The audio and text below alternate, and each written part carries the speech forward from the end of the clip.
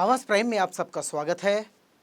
आज का जो प्राइम टाइम का विषय है वो बड़ा गंभीर मुद्दा है। देश में जो कोरोना संक्रमण चल रहा है और उसके चलते जो मजदूरों के हालात है उस पर ये चर्चा है, क्योंकि हमने देखा है कि अगर महाराष्ट्र हो या यूपी हो, जो गेरुआ रंग कपड़े पहने हैं, भगवा रंग के कपड़े पहने हुए साधु है, उनकी हत्या हो जाती है तो पूरे देश में हंगामा होता है। लेकिन औरंगाबाद में हमने देखा कि 19 मजदूर ट्रेन के नीचे आकर दब जाते हैं, मर जाते हैं, मारे जाते हैं, हंगामा नहीं होता।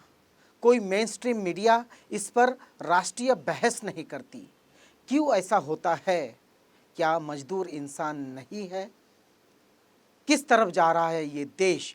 ये तो एक मुद्दा है ही। दूसरा मुद्दा जो है, जो मजदूर है उनको घर जो जाना है वो पैदल चले जा रहे हैं, साइकिल से जा रहे हैं, अपनी अपनी गाड़ियों से जा रहे हैं और छोटे छोटे बच्चों को साथ में लेकर जा रहे हैं। ये जिम्मेदारी है किसकी? ये राज्य सरकार की जिम्मेदारी है या केंद्र सरकार की जिम्मेदारी है या समाज की जिम्मेदारी है या खुद मजदूरों की जिम्मेदारी है? यह भी आज का एक बहस का मुद्दा है। तीसरा मुद्दा यह है कि सरकार रेल सेवा शुरू करने जा रही है, लेकिन उसमें सिर्फ एसी बोगियां होगी, उसमें जनरल कोटा नहीं होगा, स्लीपर कोच नहीं होगी। केवल ये ट्रेनें एसी के लिए चलाई जाएगी, एसी बोगियों के लिए चलाई जाएगी। बहुत सारे प्रश्न इस निर्णय पर उठे हैं कि ऐसा क्यों कर रही है सरकार। क्या एसी टिकट गरीब निकाल सकेगा? अगर वो टिकट नहीं खरीद सकेगा तो वो घर कैसे जा पाएगा? तीनों मुद्दों पे बहस जारी है। हमारे साथ लाइन पर जुड़े हैं औरंगाबाद से वरिष्ठ पत्रकार बाबा गाड़े, नागपुर से सामाजिक कार्यकर्ता युगलू रायलू और श्रमिक संगठनों से जुड़े कार्यकर्ता विलास भोंगड़े। तीनों से हम चर्चा करेंगे। सबसे पहले युगलू जी, ये बताइए कि पूरे देश में जो है ये मुद्दा गर्म हो जाता है कि संतों की हत्या, हम इसकी भर्त्सना करते हैं, हत्या करने वालों को कड़ी से कड़ी सज़ा मिले, ये हम सरकार को कहेंगे, लेकिन 19 मजदूर मारे जाते हैं, इस पर चर्चा नहीं होती। ऐसा क्यों? हाल ही में पालघर में 2 साधुओं की हत्या कर दी गई। हम सब उसकी घोर निंदा करते हैं, जो कि एक जघन्य अपराध है। लेकिन कुछ मीडिया हाउसेस ने उस 2 साधुओं की हत्या पर बहुत हो हल्ला मचाया, कुछ लोगों से जवाब तलब किया और कोशिश ये की कि उस पर कुछ हंगामा होना चाहिए। लेकिन हाल ही में अभी 2-4 दिन पहले औरंगाबाद के पास जब रेलवे लाइन पर चलते हुए 16 इनोसेंट मजदूर एक मालगाड़ी के नीचे दबकर मर गए, तब इन मीडिया हाउस ने, उन खास जर्नलिस्टों ने बिल्कुल आवाज नहीं उठाई। खासकर महान जर्नलिस्ट श्रीमान अर्नब गोस्वामी ने इस पर एक शब्द नहीं कहा। पालघर के साधुओं पर हो हल्ला मचाने की तैयारी रखने वाले मजदूरों की हत्या पर कुछ नहीं बोलते। कारण साफ है दोस्तों, पालघर की हत्या में साधु थे, एक विशिष्ट धर्म के 2 लोग थे साधु।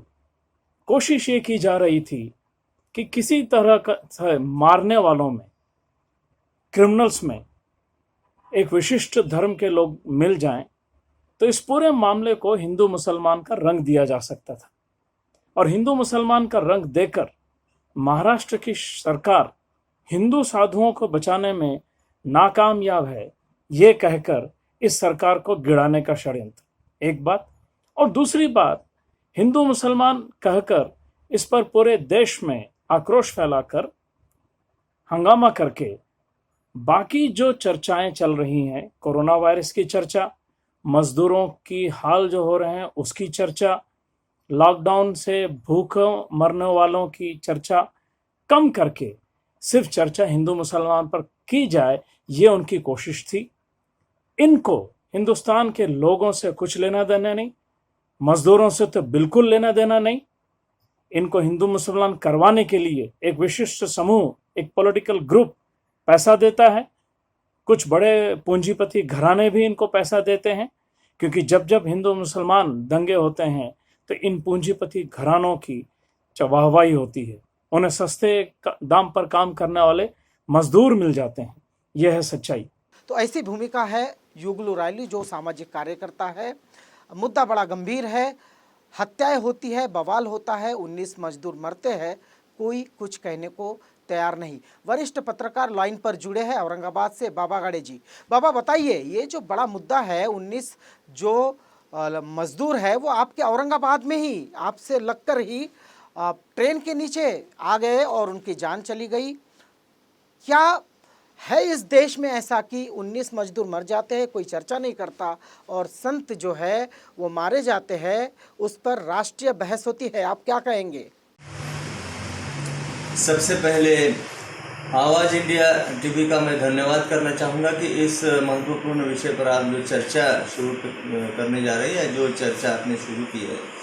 आपका सवाल ये है कि पालघर में 2 साधुओं की हत्या की जाती है और सारे देश में उस पर चर्चा होती है, मेन स्ट्रीम मीडिया उस पर चर्चा करता है, पूरे देश में उस पर चर्चा होती है। लेकिन आपका जो सवाल है कि फिर अगर 16 मजदूर रेल के पटरी पर जिनका अंत होता है, जिनकी मृत्यु होती है, उस पर चर्चा भी नहीं होती है मेन स्ट्रीम मीडिया पर। इसकी वजह यह है कि जो मेन स्ट्रीम के मीडिया के लोग हैं, उनके जो सब्जेक्ट है वो तय है कि किस विषय पर हमें बहस करनी चाहिए और किस विषय पर हमें बहस नहीं करनी चाहिए।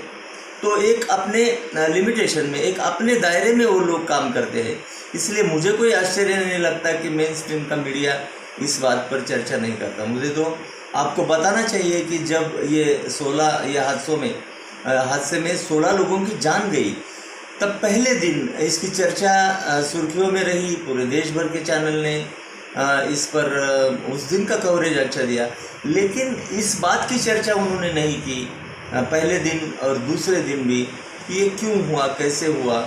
और जो समय की धारा में चर्चा होनी चाहिए थी वो इस पर हुई नहीं, क्योंकि मेन स्ट्रीम का जो मीडिया है उसे पता है कि वो जो काम करता है मेन स्ट्रीम का मीडिया सिर्फ लाभ के लिए काम करता है। ये हमें अच्छी तरह से समझ लेना चाहिए। अगर कोई राजनीति की बात है, वो लोग जिनके लिए काम करते हैं, ये बड़े बड़े मीडिया हाउसेज जो है वो जिनके लिए काम करते हैं, जिनके हित में काम करते हैं, वो हर मुद्दे पर जब चर्चा या बहस करना चाहते हैं तो वो ये बात देखते हैं कि जैसा कि मैंने कहा कि इसमें हमें क्या लाभ है। और अपने जो चैनल है आवाज़ इंडिया जैसे है, या फिर सोशल मीडिया पर जो चैनल काम कर रहे हैं, या फिर ऐसे कुछ मीडिया है, ऐसा कुछ मीडिया है जो इस पर चर्चा करता है। लेकिन एक बात है, ये चर्चा तो होती है, लेकिन ये चर्चा जिन तक पहुंचनी चाहिए वहाँ तक ये चर्चा नहीं जाती है। इसलिए हमें और आवाज़ बढ़ाना चाहिए और इस विषय को न्याय देने की हमें कोशिश करनी चाहिए।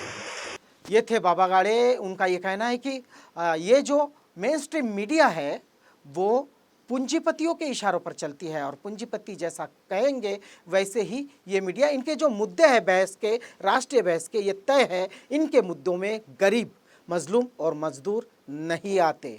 हमारा दूसरा जो मुद्दा है वो मुद्दा है कि ये जो मजदूर है इनको घर में पहुंचाना है, राज्य सरकारों का ये काम है या केंद्र सरकारों का काम है?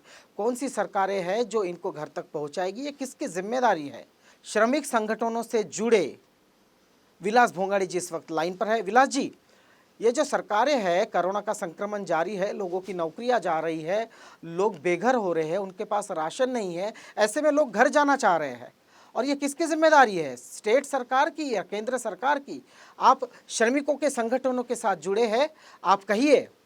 सरकार ने सही मायने में रेलवे की व्यवस्था कर देना चाहिए था, बसेस की व्यवस्था कर देना चाहिए था, लेकिन सरकार ने ये सुविधा मजदूरों के लिए की नहीं है। इसलिए मजदूर पैदल निकले हैं, कई पैदल परिवार निकले, साइकिल से निकले हैं, जैसे जो स्थिति है उस तरीके से निकले। महिलाएं निकली, सर के ऊपर बोझा पकड़ के चल रही है और पाँव को फोड़े आए हैं और परेशान के इस मूड में वो चल रहे। कई ने रास्ते में आत्महत्या की है।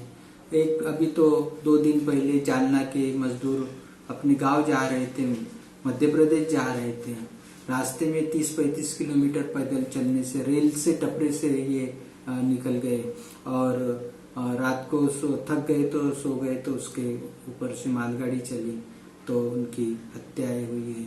ये सही मायने में ये सरकार के जो रवैये के तहत हुई, ऐसा मैं कहूँगा, क्योंकि सरकार ने जो भी ये नीति अपनाई है वो बहुत गलत नीति है। और एकदम से नोटबंदी की, वैसे एकदम से लॉकडाउन किया, किसी को कोई करने के लिए फुर्सत ही मिली नहीं।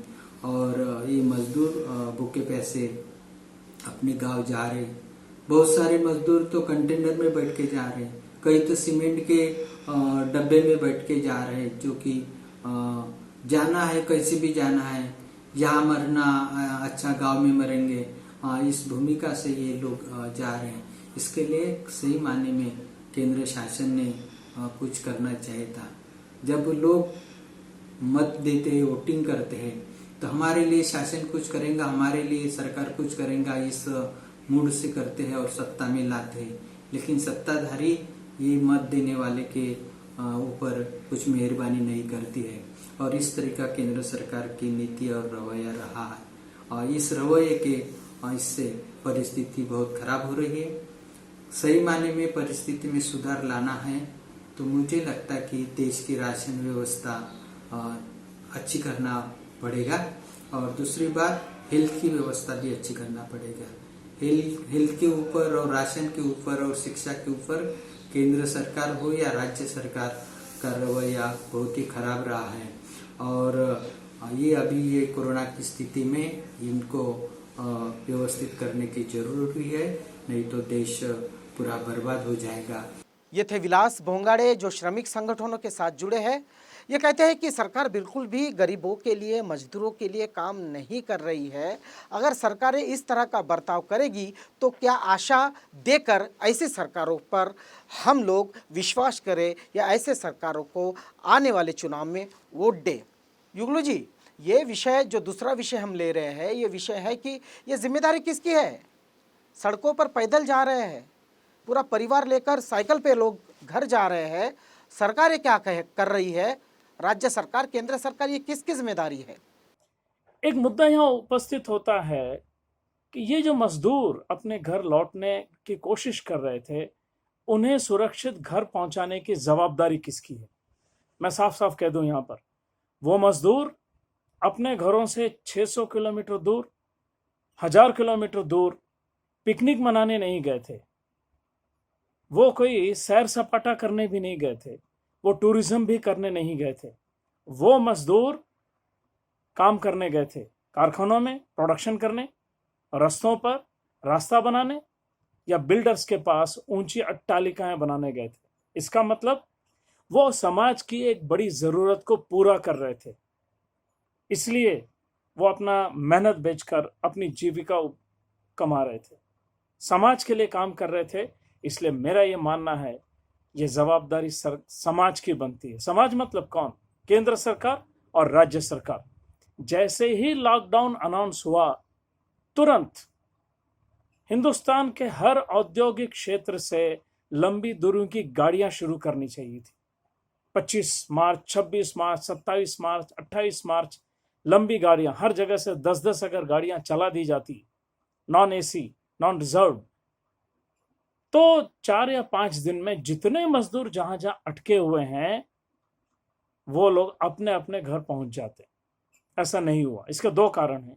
कारण नंबर 1, प्रधान सेवक को यह लगा कि उनको समर्थन देने वाले जो पूंजीपति घराने हैं वो बहुत ज्यादा देशभक्त हैं, वो महीना भर, 1.5 महीना भर, 2 महीना इन मजदूरों को पालेंगे। पहला कारण तो वो, लेकिन वो भूल गए कि पूंजीपति, वो किसी भी देश का हो, कहीं का भी हो, किसी भी धर्म का हो, किसी भी जात का हो, वो पूंजीपति होता है। उसे सिर्फ मतलब होता है मुनाफे से। मजदूर कैसे जिएंगे, देश के नागरिक कैसे जिएंगे, इस बात से उन्हें कुछ लेना देना नहीं होता है। और जैसे ही प्रधान सेवक ने लॉकडाउन का अनाउंसमेंट किया, इन पूंजीपति घरानों ने, इंक्लूडिंग रिलायंस ने, ज्यादातर मजदूरों को उनकी नौकरियों से निकाल दिया। और ये जो माइग्रेंट लेबर होता है, अपने घरों से जब 600-700 किलोमीटर दूर काम करता है, तो इनके रहने के लिए टूटे फूटे मकान, टीन के शेड वही पूंजीपति बनाकर देते हैं। चूंकि इनकी नौकरी चली गई, इनको नौकरी से निकाल दिया गया, तो उन पूंजीपतियों ने इनसे वो मकान भी छीन लिया। तो सवाल पैदा हो गया, जब पगार नहीं है, तनख्वाह नहीं है, तो ये मजदूर किराए के मकान में रह नहीं सकते, क्योंकि किराया कौन देगा, और तनख्वाह नहीं है तो अगले महीने का खाने पीने का इंतजाम कौन करेगा। स्वाभाविक है इन मजदूरों ने अपने घर जाने की ठानी। तकलीफ यह है कि रेलवे बंद, बसें बंद, एरोप्लेन से तो ये बेचारे मजदूर जा नहीं सकते, इसलिए ये मजदूर पैदल पैदल जाने लगे।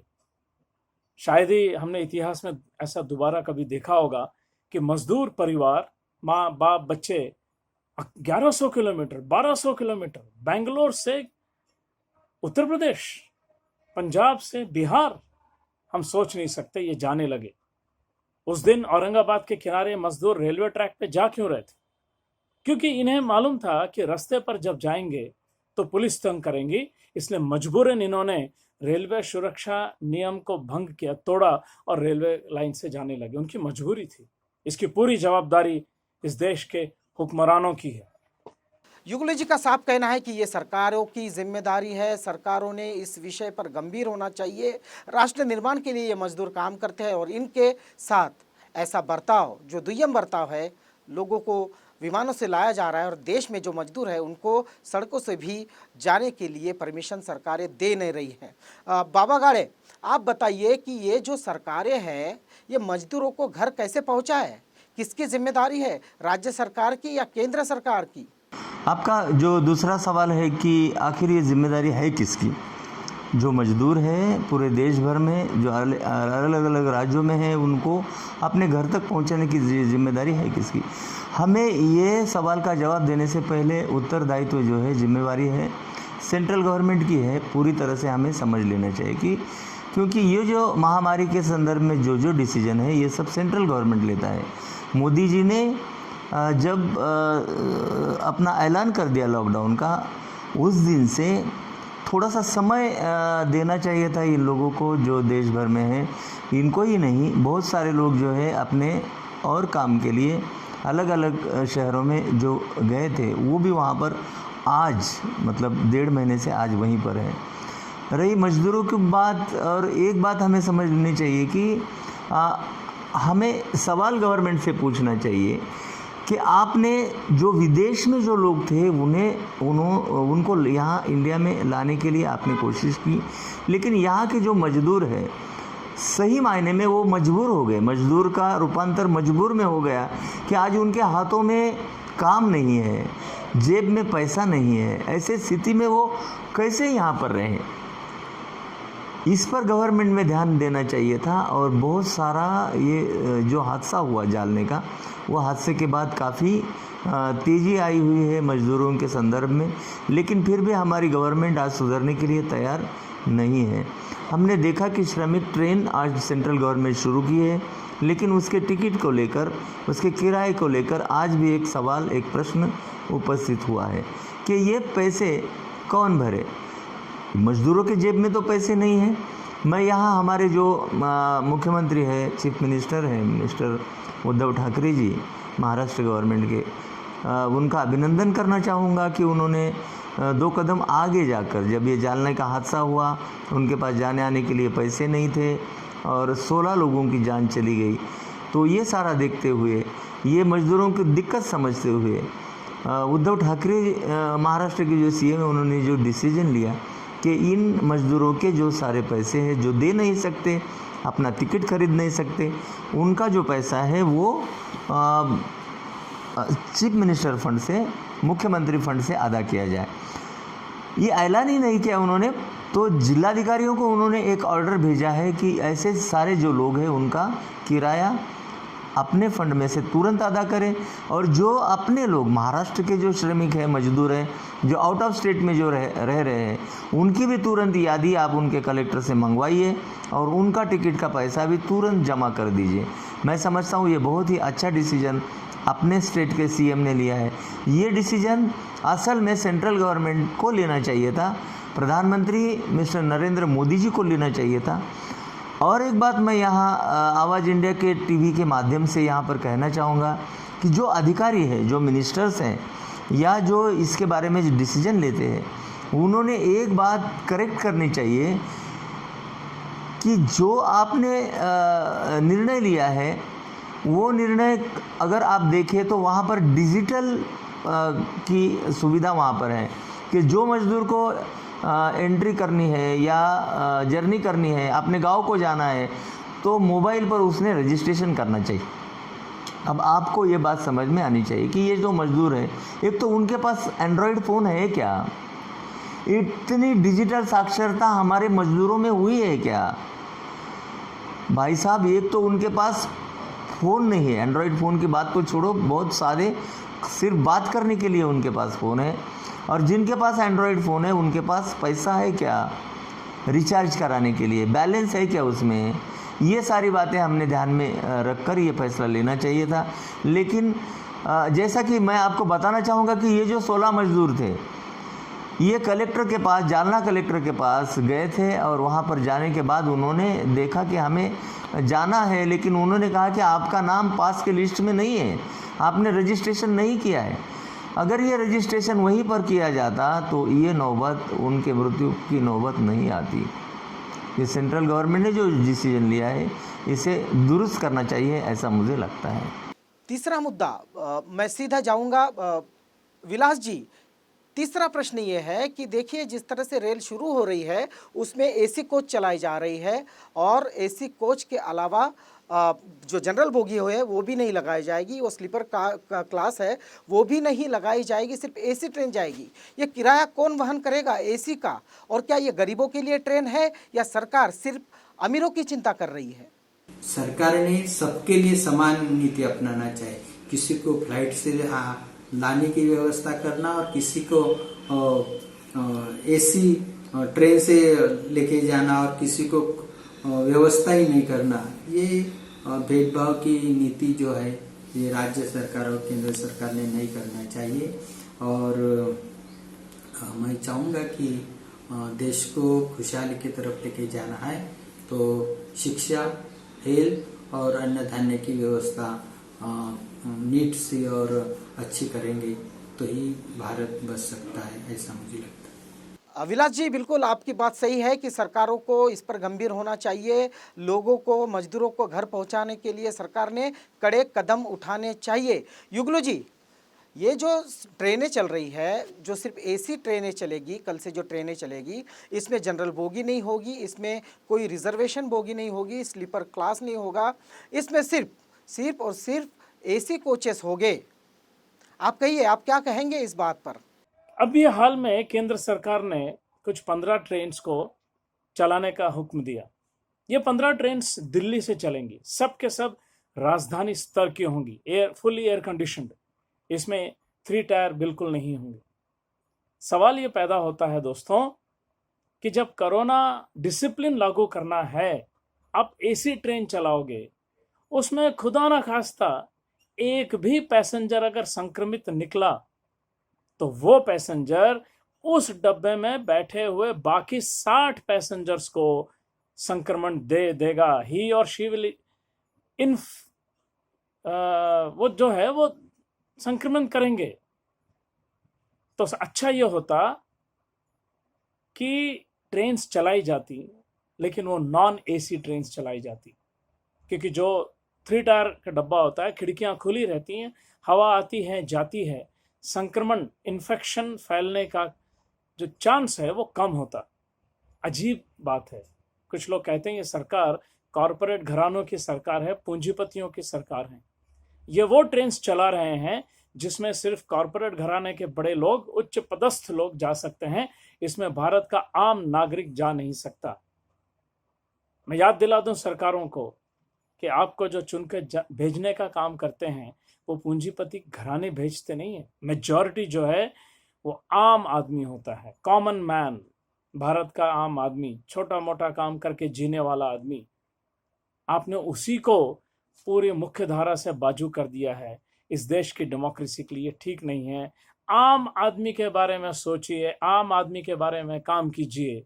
ये देश शायद वापस अपने दम पर फिर से खड़ा हो जाएगा, इकोनॉमी भी रिवाइव होगी। सोचना आपको आम आदमी के बारे में है, कॉमन मैन के बारे में सोचना है। जय हिंद, धन्यवाद। सही बात कही आपने युगलू जी कि एसी में संक्रमण का खतरा बढ़ता है, संक्रमण बढ़ेगा। और इस तरह की ट्रेनें चलाना जो सिर्फ अमीरों के लिए हो या फिर सिर्फ जिसका टिकट अमीर ले पाएंगे, ऐसे सरकार की ये जो भूमिका है ये बिल्कुल निंदनीय है। बाबा आप बताइए, ये जो ट्रेनें जा रही है इस प्रकार से जो है, जिसमें सिर्फ एसी कोच होंगे और जिसमें रिजर्वेशन कोटा नहीं होगा, जिसको हम जनरल कोटा कहते हैं वो भी नहीं होगा, जनरल बोगी भी नहीं होगी, और ये जो ट्रेनें हैं उनमें जो है स्लीपर का क्लास जो है उसकी भी बोगी नहीं होगी, सिर्फ एसी होगी। और इसका जो बुकिंग है सिर्फ ऑनलाइन किया जाएगा। मजदूरों को क्या फ़ायदा है इससे, या आम जो जनता है उससे क्या लाभ मिलेगा आम जनता को इस प्रकार की ट्रेनों से? आपका जो सवाल है कि इस देश में जो मजदूर है उनके लिए ये जो ट्रेन शुरू करने जा रही है गवर्नमेंट, उसमें जनरल डब्बे क्यों नहीं है या फिर उसमें स्लीपर की सुविधा क्यों नहीं है। मुझे खुद इस बात का आश्चर्य हो रहा है कि आखिर इस देश में हो क्या रहा है।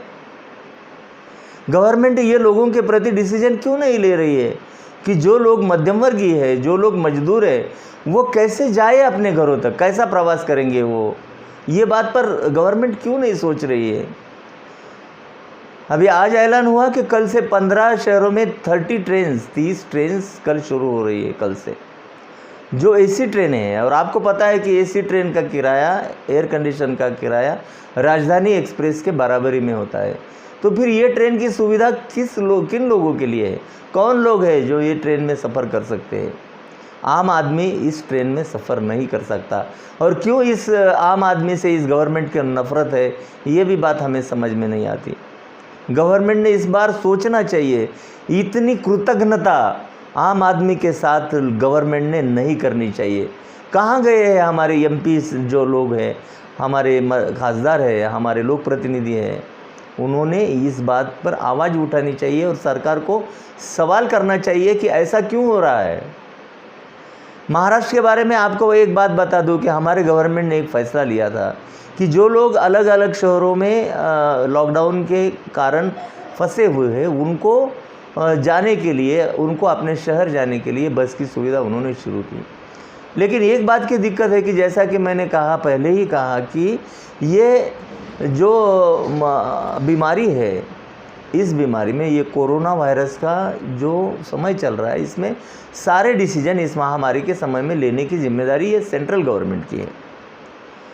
तो सेंट्रल गवर्नमेंट ने ये तय करना चाहिए कि लोगों को असुविधा ना हो, इस पर ध्यान देना चाहिए। लेकिन हमारी गवर्नमेंट इस पर सुविधा पर ख्याल नहीं करती। आपको मैं एक उदाहरण के तौर पर बताना चाहूँगा कि जब महाराष्ट्र गवर्नमेंट ने ऐलान किया कि यहाँ पर जो फंसे हुए लोग हैं उनको इंटर स्टेट में जाने के लिए एसटी की मुफ्त सुविधा उन्होंने लागू कर दी है। और आज से वो बात शुरू होनी चाहिए थी, लेकिन वो जो सर्कुलर है वो गवर्नमेंट ऑफ महाराष्ट्र ने पीछे ले लिया। मैं आपको लिटरली मेरा एक्सपीरियंस बताता हूँ कि एक मैंने जब फ़ोन किया, जो इंस्टीट्यूशन के नंबर उन्होंने, बस स्टैंड के, बस डेपो के नंबर, कलेक्टर ऑफिस के हेल्प सेंटर के नंबर उन्होंने जो दिए थे, वहाँ पर आप जब फ़ोन किया, एक भी फ़ोन उठाया नहीं गया, सारे के सारे स्विच ऑफ। कोई जवाबदेही इस गवर्नमेंट की नहीं है। गवर्नमेंट के ऑफिसर्स इसको सीरियसली लेने के लिए आज तैयार ही नहीं नज़र आ रहे। जो लोग काम कर रहे हो काम कर रहे हैं, जो नहीं कर रहे हो नहीं कर रहे। तो ये सारी बातें ध्यान में रखते हुए हमारे जो मजदूर है या फिर जो लोग अनेक अलग अलग शहरों में जो फंसे हुए, उनको लाने के लिए कोशिश करनी चाहिए। ये बात मैं आपको कहूँ कि बहुत इजी है ये बात कहने के लिए। जब हमारे प्रधानमंत्री कहते हैं कि आप जहाँ है वहाँ रहो, बहुत इजी है ये बात कहना। जब आप फंसोगे कि आपके पास रहने के लिए घर नहीं है, खाने के लिए पैसा नहीं है, ये सारी असुविधाओं में से आप जा रहे हो और आप कह रहे हो कि आप जहाँ है वहाँ रुकिए, तो ये महसूस गवर्नमेंट ने करना चाहिए। और मुझे ताज्जुब लगता है कि हमारे देश की गवर्नमेंट ऐसा बर्ताव क्यों कर रही है। जिनको निराधार छोड़ा जा रहा है। तो ये इस बात पर ये सोचना चाहिए कि जो बाहर दुनिया में बाहर जो लोग फंसे हैं उनको लाने की कोशिश हमारी सेंट्रल गवर्नमेंट कर रही है, लेकिन हमारे देश में फंसे हुए जो लोग हैं, जो मजदूर हैं, जो मध्यम वर्गीय है, उनके तरफ गवर्नमेंट ने ख्याल करना चाहिए। और मैं एक आखिरी बात आपसे कहना चाहूँगा कि ये जो अट्टी और शर्तें ये जो लागू की गई है कि आप ये करो, आप वो करो, डिजिटल पासेस के बारे में रजिस्ट्रेशन करो, ये सारी दिक्कतें दूर करने की कोशिश करनी चाहिए। इतना सुझाव मैं यहाँ आपके आवाज़ इंडिया चैनल के माध्यम से मैं कहना चाहूँगा। बिल्कुल सही बाबा, आपकी बात को हम मानते हैं कि ये जो एसी ट्रेनें हैं इसका किराया जो है बिल्कुल महंगा होता है और आम जनता इसका वहन नहीं कर पाएगी। और सरकारों को ये बात सोचनी चाहिए कि इस प्रकार की ट्रेनें, जब एसी कोच लेकर ट्रेनें जा सकती है तो स्लीपर क्लास और जनरल बोगियाँ क्यों नहीं जा सकती? क्योंकि एसी में कोरोना का संक्रमण ज़्यादा है। और जैसे हम जनरल क्लास की बात कर रहे हैं, जनरल बोगी की बात कर रहे हैं, या फिर स्लीपर क्लास की जो ट्रेनें हैं वो फिजिकल डिस्टेंसिंग का बिल्कुल पालन करते हुए उनको भी बोगियों को इन ट्रेनों के साथ जोड़ा जा सकता है। बिल्कुल हम सहमत हैं। तो हम बातचीत कर रहे थे इन 3 मुख्य विषयों पर। एक कि 19 मजदूर मर जाते हैं, किसी भी मेन स्ट्रीम मीडिया पर या राष्ट्रीय स्तर पर बहस नहीं होती। हमारी अंदर की जो मानवता है शायद वो मर गई है, या राष्ट्रभक्ति है इतनी हावी हो गई है कि हम मानवता के बारे में बिल्कुल सोच नहीं रहे। एक तरफ गरीब जो है सड़कों पर चल रहा है, भूखा प्यासा, ये जो धूप है उसमें वो ट्रकों में जा रहा है, मेटाडोरों में जा रहा है, सीमेंट की गाड़ियों में जा रहा है, साइकिल से जा रहा है, भूखा प्यासा जा रहा है। इस पर भी किसी की जिम्मेदारी नहीं है। और बिल्कुल सरकारें जो ट्रेन शुरू कर रही है वो सिर्फ अमीरों के लिए है। क्या इन सरकारों ने या इन सरकारों को सिर्फ अमीरों ने चुनकर दिया है? मजदूरों ने, गरीबों ने क्या ये सरकारें चुनी नहीं है? अगर मजदूरों ने और ये सरकार चुनी नहीं है, गरीबों ने ये सरकार चुनी नहीं, तो ये सरकार सत्ता पे कैसे आई और इसे सत्ता पे रहने का क्या अधिकार है? ये सोचने की आज देश की ज़रूरत है। आप देख रहे थे आवाज़ प्राइम टाइम।